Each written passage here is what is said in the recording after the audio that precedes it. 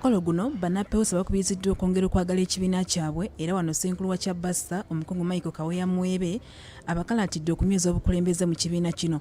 Abakulembeze abo be bajja okusobozesa okukuuma ssente za Ssaabasajja Kabaka ezo ze mutereka mu bibiina byammwe ate ng'era zammwe.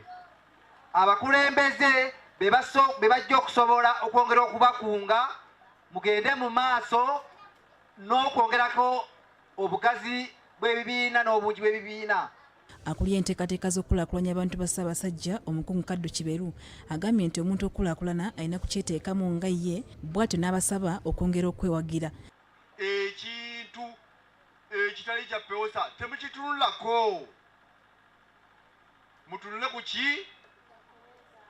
MunnaPEWOSA amala kubeera nti talina n'olwoka ogenda kwani mujja kuba nga temukyakaaba kababulire.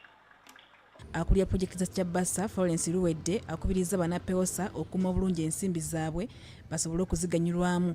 Kubanga pulojekiti eno mugimanye erina rediyo puroguramu tugyogerako buli Lwakutaano.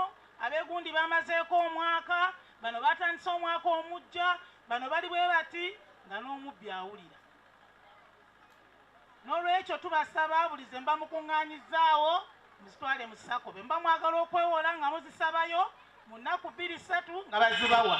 Bo bannaPEWOSA balomboza ebirungi bye bafunye mu kibiina kino naddala okweggya mu bwavu.